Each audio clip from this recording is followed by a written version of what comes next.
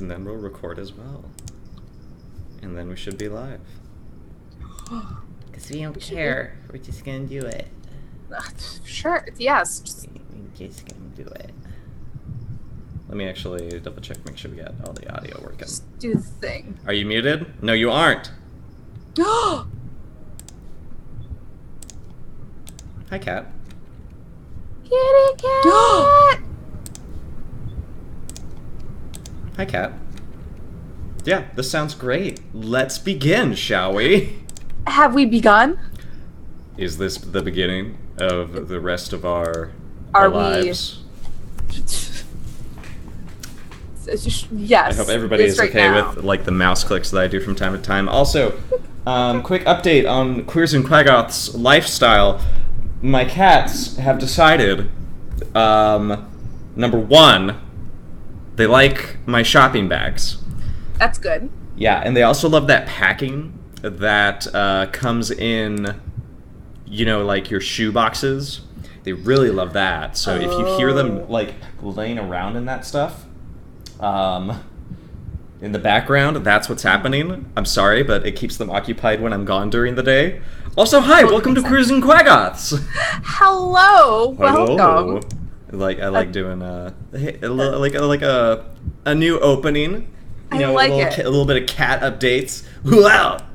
I don't have cat updates. Let's see. Oh, so I wasn't without power for a while, and me being the person that I am was like, oh, well, that's fine. No power. I'll just go over to my parents' house. So whatever. So me being the person I am while not having power was like, oh yeah, whatever. Let's not worry about any of the food in my fridge. Yeah, about that. Not also remembering that at the time I was trying to defrost, like, a chicken breast. Wait, you were, like, trying to make a delicious chicken dinner. Yes. And so I come back 3 days later, and Abby. in the meantime, it had been in the upper 80s, lower 90s. I come back and I open up the fridge to this horrific smell with flies and like worms at the bottom. Oh my lord! How'd they get in there? Lord knows. All I know is that I have been deep cleaning my refrigerator ever since, and I have learned my lesson. If your power goes out, fucking clean out your fridge and freezer to make sure that shit is like you don't get any rotten food. Lord Almighty. Yeah. Well, yeah. Well, yeah. How about this? How about you tell everyone who we are and what we do here, other than talk about our cats and our refrigerators, while I get some coffee, because that's the number one thing I made sure I did before the show started, and I forgot to get it before we started. God damn it. Okay, so okay, I love you. Oh, I love you too. Okay, so while Thor is gone, I will tell you who we are. My name is Abby, also known as abigatorfrenzy, and my friend Thor is an awesome DM, and we here at Queers and Quaggoths talk about cool monsters and how you can put them into your D&D tabletop role-playing games, and also how to integrate awesome queer story and romances and stuff into your D&D games and role-playing lives. And we also just are gorgeous, and we're talking about mimics today. And he's back. I am back.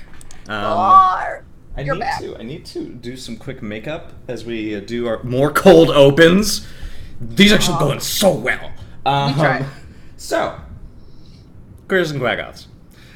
Last week, we picked mimics as our queer monster of the week. As our project. Correction. I picked mimics for our queer monster of the week. You did. You did. Not knowing anything about mimics in my mind. Okay, now bring us into your mindset as our episode winded down.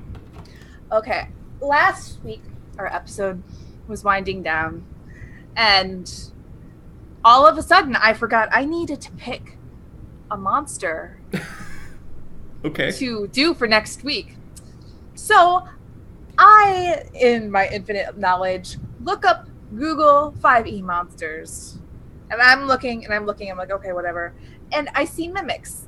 And in the back of my mind, I've heard of mimics as monsters before. And I'm thinking of like somebody who can take on the personality or the appearance of somebody else. I'm thinking of like a shapeshifter. Not realizing that for the most part, mimics are just, they turn into small like treasure chests. And or doors. Beds, and doors and inanimate objects for the most part. I did not realize. Cut to a few days later when I'm looking stuff up about mimics, and I'm like, shit, this is not gonna go how I imagined it would go. But okay, let's see where it takes us. What kind of romantic encounters can you have with a monster who turns into a door? We're gonna get to that. But you know, let's really get down to what a mimic is and what it can be. Please. So here's what we're gonna do. While you do that, I am going to get coffee because you're doing this to me right now? I am. Oh my god. Explain mimics a little bit. Sure. As you can see, we have a little mimic in our picture box, and if you are not watching the stream, you can go ahead and look up a mimic. It's a beautiful rendition of a treasure chest that is opening and unhinging itself to gobble you up. Mimics are basically these monstrosities that are sort of amoeba-like amorphous shapes. These creatures, however, can shapeshift. They can mold their bodies into various objects or perhaps formations that would not be considered suspicious by passers-by. This is very interesting because I imagine like this predator, and it is a predator, is in some cases very mischievous in how it disguises itself, obviously. For my dungeon masters out there, you should use mimics when you want to surprise your party. So, treasure chests, always good. When your rogue or when anyone goes to check for traps, you know, do a surprise round where the mimic tries to bite them and grapple them. Because these are the two bread and butter. This is the bread and butter. This is the toasty bread that you butter. I can't believe it's not butter. And your butter is grappling. A treasure chest. I can't believe it's not a treasure chest. And biting. I can't believe it's not a treasure chest. I can't believe it's not going to make me rich. What? So, listen. Mimics are not difficult for a level...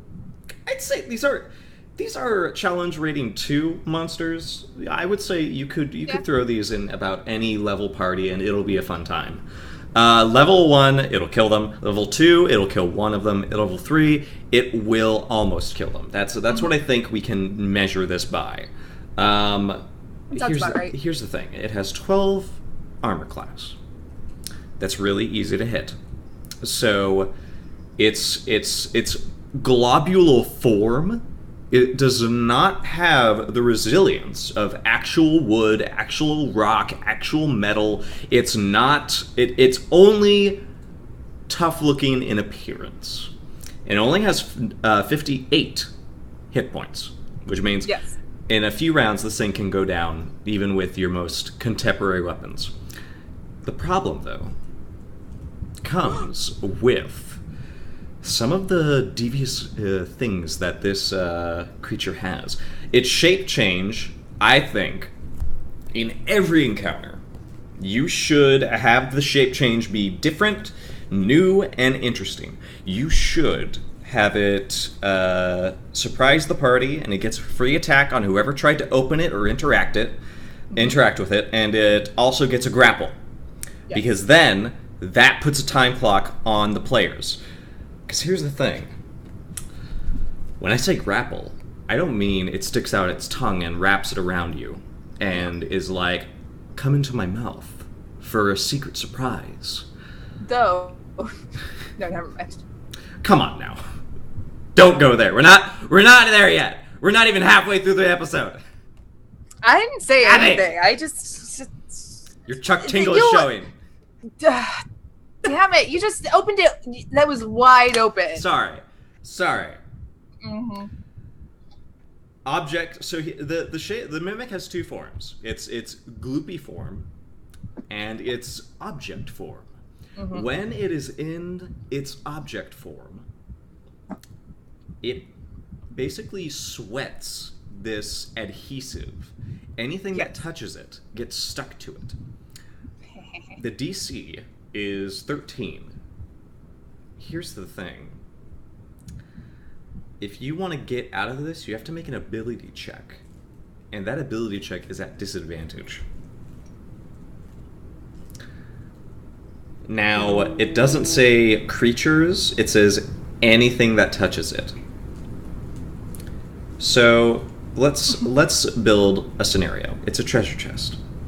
Yes. Everybody's being smart.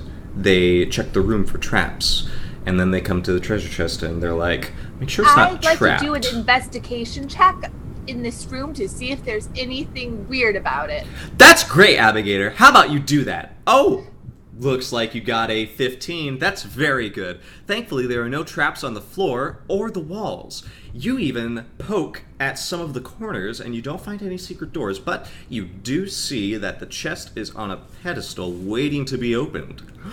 What do you do? It still seems a little bit suspicious. Of I would like course. to go over and with my sword and try to open it with my sword. With your sword. This sword sounds very is it a magical sword that unlocks? Is it a blade that has a key on the tip of it? Do you have perhaps the it's key my blade? Mm-hmm. It's like a pocket knife, like a Swiss Army knife, except in big broadsword form. Can we actually make a magic weapon like that? Please? A long sword that literally has like all these gadgets that fold into the hilt. I love that. It can just be like a bottle opener at the bottle opener. Horse pick. Oh god. Yeah, for your horse's feet. You can have like your thieves' tools into the. Yeah, that would be cool. This is perfect. You try to open this thing. Even if you don't touch it, even if you try to poke it with an item, it will get stuck to it, and then it will animate, and it will attack. It gets a free attack round, I'd say, every time. Here's the problem. Yes. Your sword that you tried to unlock it with, your jury-rigging sword of doom and success, it's now stuck. Here's what happens next. You cannot just rip your sword away from it. You have two choices. You can either roll disadvantage to get your sword back from its side, or you let go of the sword and you look for something else to attack with. But that's my sword. That's my jerry-rigging sword. I need that sword. I didn't say, Abigator character, that you could not take your sword. It's just something else already has your sword. But that's not fair. GM, I don't think that's fair. I rolled a successful investigation check, and you didn't tell me, GM, about the weird thing that might attack my super broadsword. Well, all you saw was a chest. Here's the thing. The mimic has false appearance. When it's motionless, it is indistinguishable from any object. This is in the book. This is a feature of the mimic. Indistinguishable. No matter what kind of perception or investigation check, I believe if they encounter this and you know it's a mimic but they don't, you have to sell it as it is legitimately a chest. It is legitimately a big pile of rocks. I don't think there's any manner in which you can test this without poking it. I don't think so. I don't think so. Abigator. Yes. You might think, Well, darn, I just won't touch it. And then it comes to its turn. It's pseudopod. It actually can, like, bring out these, like, little, like, limbs out of its bubbly body. Oh. It does 1d8 plus 3 bludgeoning damage. And if it hits you, you're grappled. I'm grappled? No! Yeah. That means I have to touch it, right? No, it means it touched you. And now you're grappled to it. You're grappled. Ugh. Here's the great thing. When you're grappled, it has advantage on all attack rolls. Boo. So now your sword is not the only victim here. It is you. And it has advantage on these attack rolls because then it does its next action, bite. That's right. Such devastating things like bite and pseudopod. Oh no! It does 1d8 piercing plus 3 and an additional 1d8 acid damage. That's a lot. That's a lot. At max, that's 19 damage in one turn if it rolls max dice. Mm-hmm. The mimic it's a good surprise, and you should use it sparingly because you don't want your player characters running around hitting chests with a 15-foot pole from one. Like this is something that you have to do in order to avoid a sneaky dungeon master. You have to stand in another room. You have to tie 3 10-foot poles together, and you have to poke this thing until you know it's not a mimic. Okay. Because here's the problem. The only way you can defeat a mimic without, having every single weapon in the party attached to it is with magic or with a ranged weapon. Oh. Yeah, because guess what? Magic, it's basically you want to go ranged with mimics. That's your best bet. Which makes sense because everything's going to be stuck to it anyway. Well, of course. Like this is you can make this is either a hard encounter or an easy encounter, because here's the thing. If you have a party of, like, 2 fighters, 1 barbarian, and a cleric, mm-hmm. a fourth of your party is going to be competent against this thing, because the rest of them, if they don't have a ranged weapon, if they're not range built, in one attack, their weapon is going to be stuck to it. And they will not be able to do weapon damage after that. Oh, no. Yeah, that's how I read this. That makes them oddly, like... I also feel like, originally going into this... Now, I did not ever think about using mimics before I read about this, before I did my research on your curious choice for our queer monster of the week. Just this again, reminding everybody... I thought that mimics also, like, they mostly just turned into, like, different people, and they just walk around being like, hey, I'm your friend. I just turned into whatever. Not realizing that it's mostly inanimate objects. We're just rolling with it. We're rolling with it. We're taking this and we're queering the fuck out of it. How the fuck? But we also want you to run this monster competently as a dungeon master, because it is a scenario that I realize is really good. It should be used effectively and with difficulty. All right. Well, dungeon master, it seems that it actually, like, I'm imagining myself as a player going somewhere and not expecting, like, oh shit, there is a treasure, there's a door, there's nothing. And then if you don't have any kind of, like, a magic user or anybody who uses ranged weapons, nope, you're fucked. You're fucked. Just having this, like, tiny chest or whatever, all of a sudden oozing slime, you're stuck to this thing, it's biting you, and it has this acid stuff that's hurting you.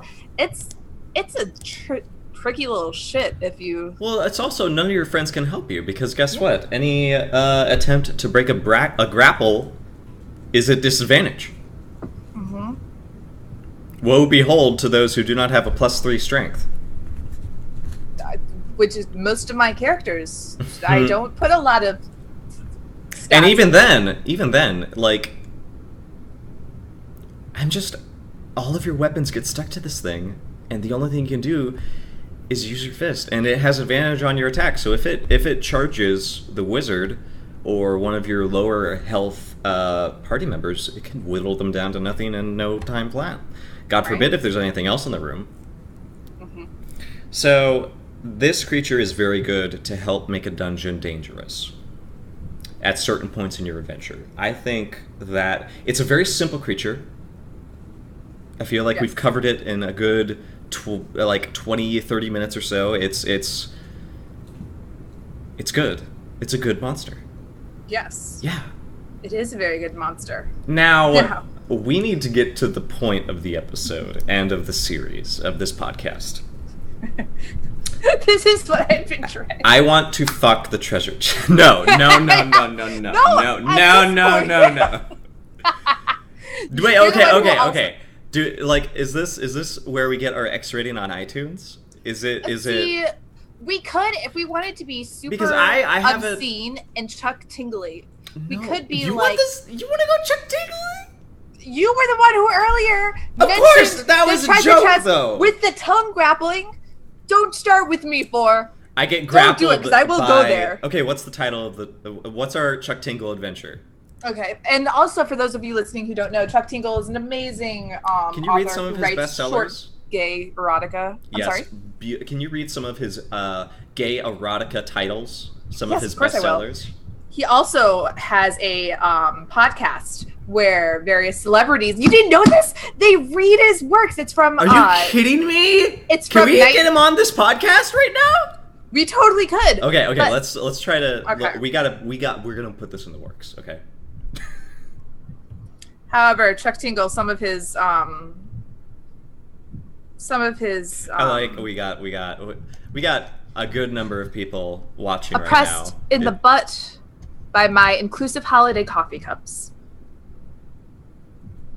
Okay. Turned gay by the existential dread that I may actually be a character in a Chuck Tingle book. I'm gay for my living billionaire jet plane.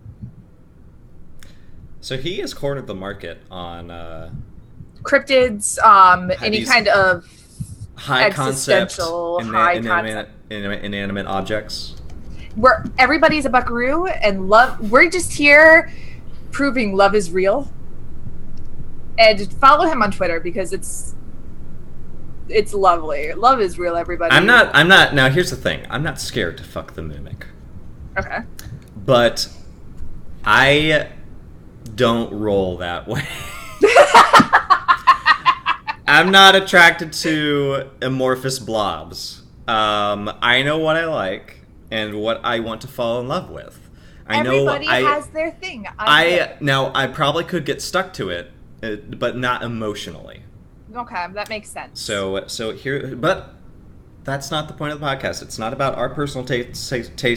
It's how do we help you expand the high-minded goal of bringing queerness to your Dungeons and Dragons game through these monsters. I will tell you how.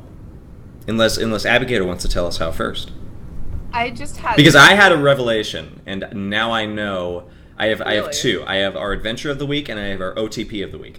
What do you want to start with? So, one, I just had a thought of how do we do this together, and I would just. How do we do this together? Or not? Well, no. How do we? No, I mean Where do you want to take mimics?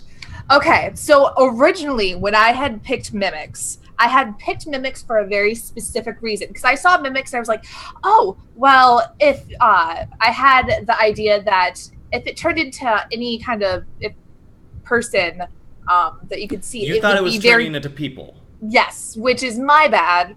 At the time, I didn't know. Since then, I have been educated, and it's all good.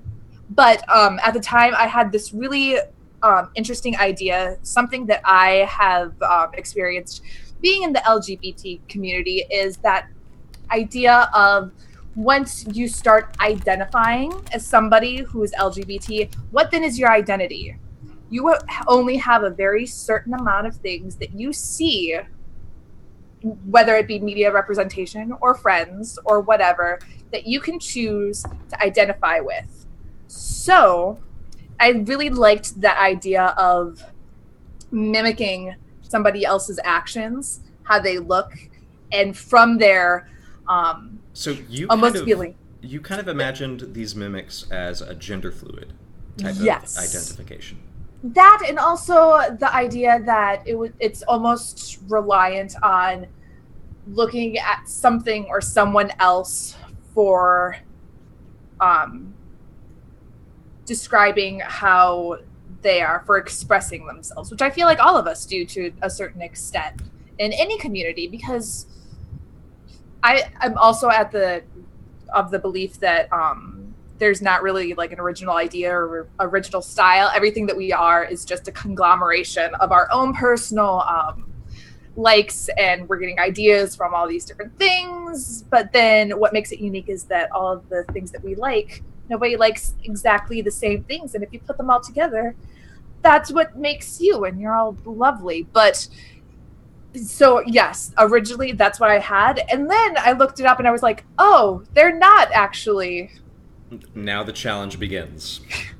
So now I'm just imagining two people stuck to a treasure chest and like, oh, you're stuck to a treasure chest. What are you going to do while you're stuck to this adhesive, crazy, acidic monster blob? How about do you want me to go first with my high concept? Please. Okay, so please. I have two. I have basically two of them. One is at the very bottom of the monster manual entry for the mimic. It does say that some mimics, that all mimics are cunning, but some that are old enough can actually become terribly so, and they can mimic and understand speech as well, and they can learn common. So this is where I sort of begin to establish an idea.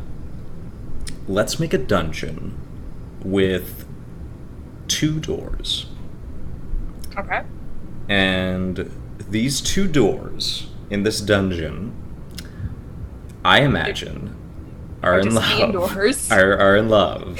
They're making door eyes they at are, each other they are across greater, the corridor. They are greater mimics. Okay. And they're in love with each other. But the master of this dungeon that you will send your players into has quite a devious control over its denizens. So I imagine that it has... Maybe this is a dungeon of mimics. Maybe this guy realized, people keep trying to come in here and take my stuff. Why don't I just put it all in mimics? Why don't I just have a bunch of mimics in this dungeon? Now, these 2 particular mimics are, in a word, fleeting acquaintances. They have grown in this dungeon together, but only in these small moments were they together in a room, perhaps, where they shared a treasure pile together. And I imagine now they serve as stone doors, seemingly hewn with faces. And this is where I want to take this initial mini adventure in this mini dungeon. These doors are willing to betray their master and let you through their mouths to the other side of the room where treasure or valuables lie, or your goal that you've given to them. But you have to help them send messages to each other. And you have to ensure that their affections eventually meet together in this dungeon. Now, the problem with this is that these are predators, so there has to be some means in which they continue to get food in this dungeon. The goal of this is either to make a really funny and cute scenario, which I love, with these 2 stone doors, and they eventually kiss at the end of the adventure if you're able to free them. Oh. Yeah, it's great. Like there's probably something keeping them there, like magic, because it's magic. And also, like, maybe the characters this might be the problem to the characters to face. How do you get a mimic to live somewhere that is both safe for the mimic and safe for people. Ooh. And I imagine, like, the players have to perhaps figure out they like these mimics. These mimics, for this part of the adventure, do not attack the players unless they attack, because these mimics are smart. They know common. So I would imagine they get enough food in this dungeon, but they do not like living here anymore, and they just want to be together all the time, but they can't. So that's kind of like the mini goal of the dungeon. And I figure that's a good way of being sure that, like, these two... I want it to be like these two people in this hostile community that they're trapped in, Yes. but they can't leave because it's the only thing they know, and they can be whatever they want. So I would say it's almost like these two high school sweethearts who are... But they're doors. They're doors, and they're also trans. Yes! Because they don't just want to be doors, they want to be, like... a fake tree, or a jar. A jar. See, objects have more genders than male and female. Yeah. No, gender is just an illusion. Gender. Really. There's no such thing. It's... Yeah, mimics have it made for them. Yes. Yeah. So yeah. That's amazing. I'm just imagining. This is like imaginary. Like, this doors. is just two doors that are in love. They're just like making eyes at each other from like across the corridor, like. Precisely. You're looking especially Dory today. I really like the way that you're just like sitting there, like protecting people, and you're good company.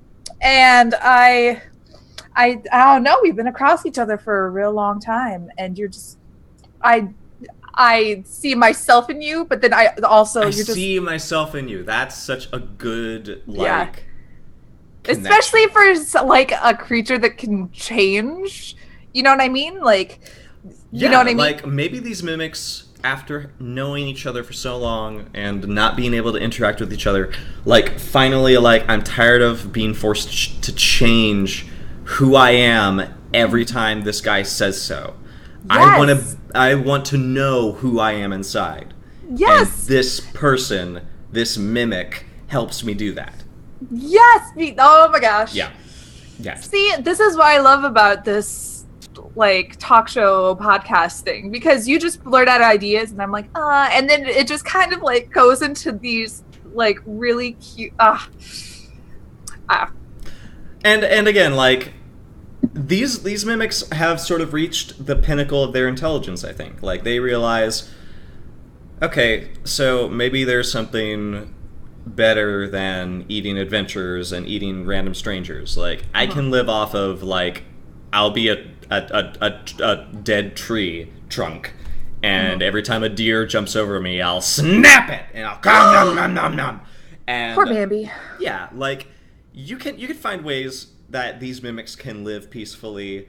Maybe they become a window, and every time, and like in someone's house, like they could eat pests. Like, these could be the new rat catchers in town. It would be pretty fun, I think. Like, find useful ways to use these monsters, not just in dungeons, but in everyday life. Like, that's what I really want to do in future campaigns that I run, is, like, I want monsters from the Monster Manual, like, doing strangely logical things in society.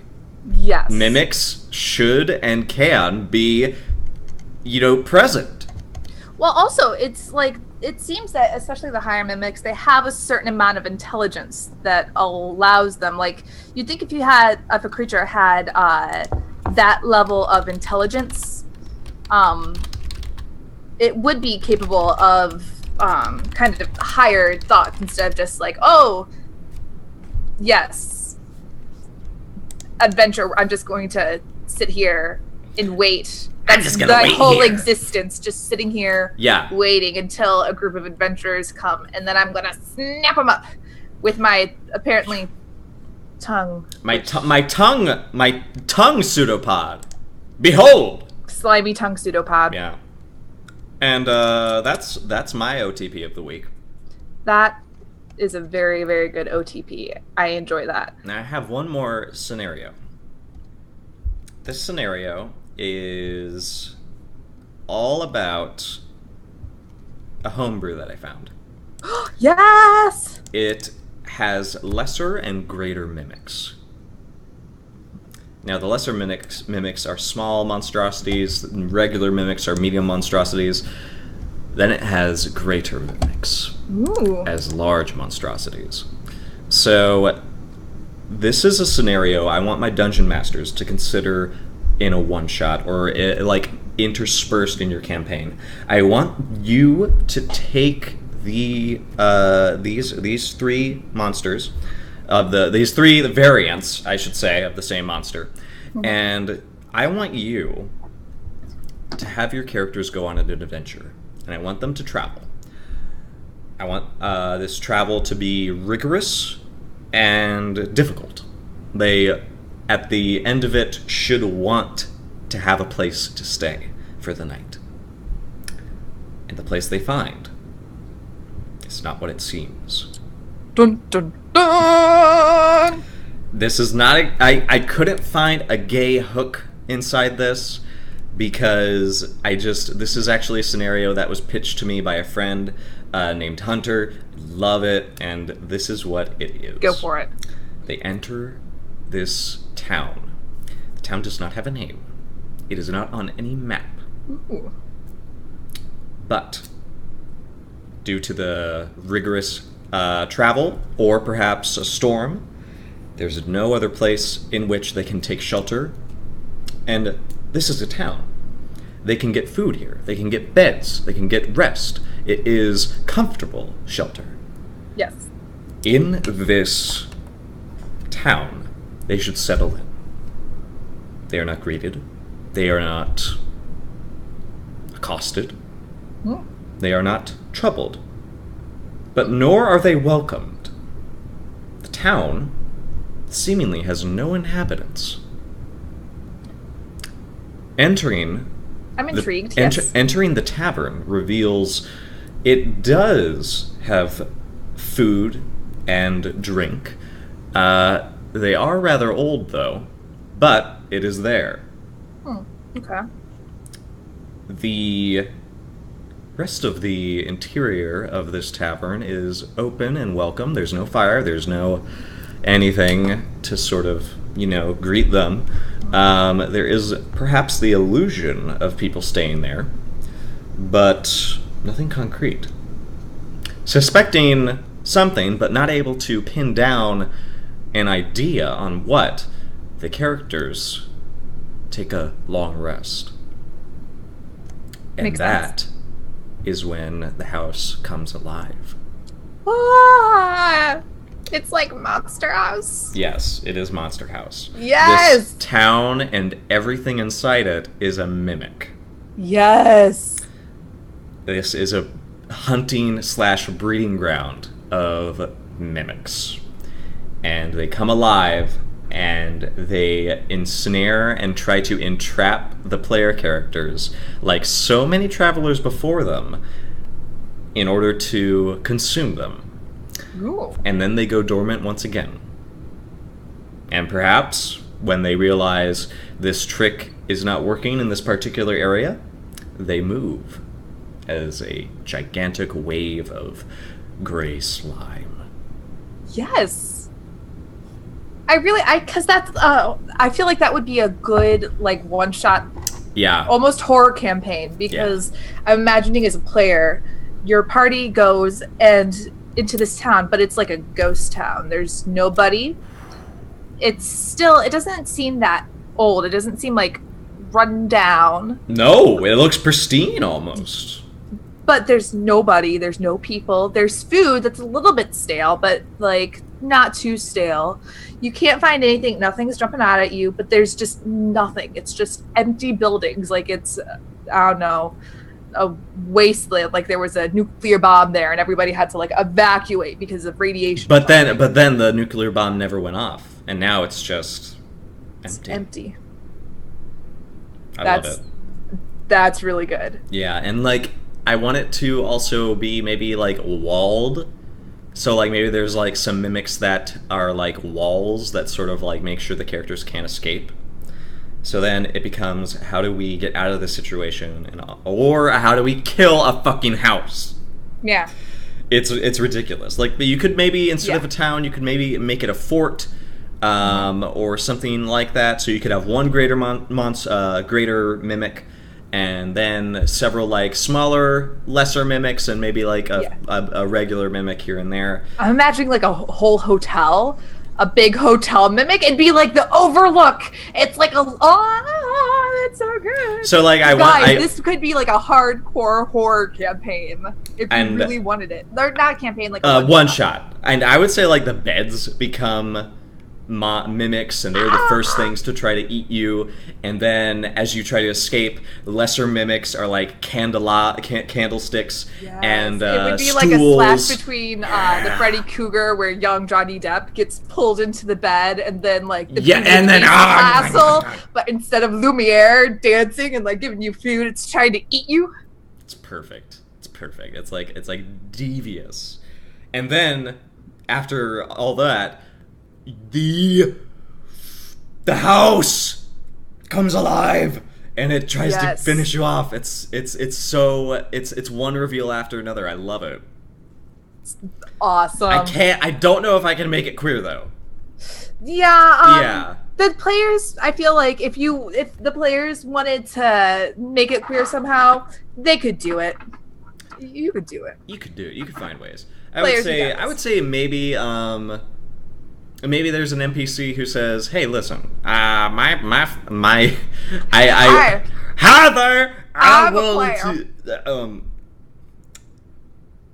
we're not going down this road. We're not role playing right now. This is not that. How can you make that sort of queer? Because you could make it like a merchant has to get their goods through a place, and maybe the merchant is like, listen, I'm tired, guys. Let's stop at this fort/town. Let's just stay here. And the merchant is the one that gets these characters into this bad situation, and maybe he or she has like a boyfriend and a girlfriend, That's right. What? Like, yeah, that's the thing. And then they stay in this town with the player characters, and that's what happens. Blah blah blah. I like it. I love both of these scenarios. I really want to like sit down and like write down all of our like pitches and like make an adventure pack. That'd be awesome.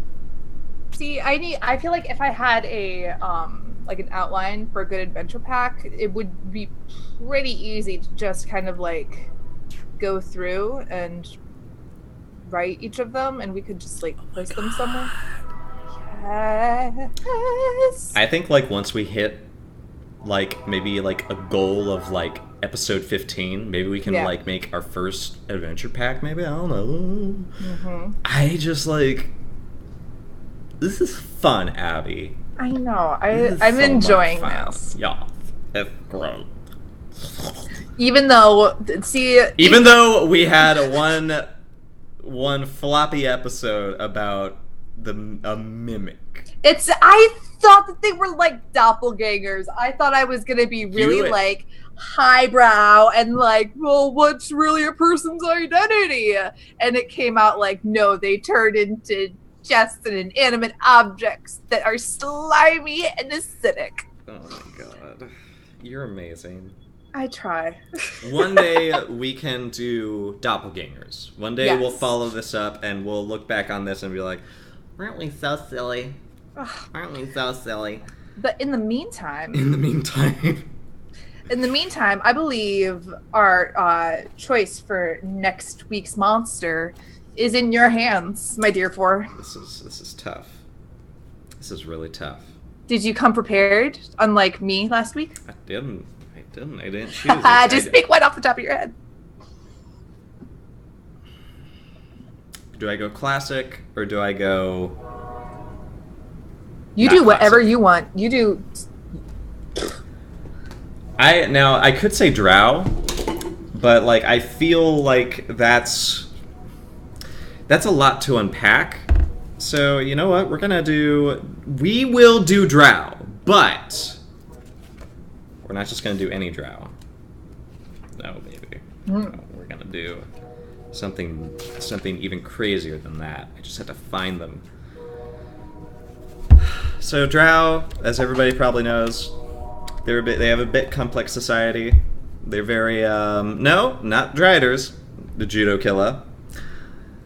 We might touch on Driders because I think this will be a big episode because the Drow. There's so many Drow variants. There's the place that male Drow have in this society. There's the intense female priestesses of Loth. Down with the patriarchy. Down with the. This is like going to be fun for a lot of people, I think. But like Driders, we could certainly do some tragic love story with Driders. I want to turn to Volo's guide and talk to you guys about the Quaggoth,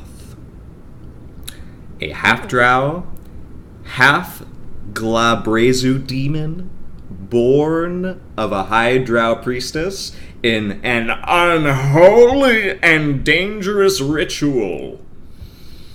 Fuck. Demon drow.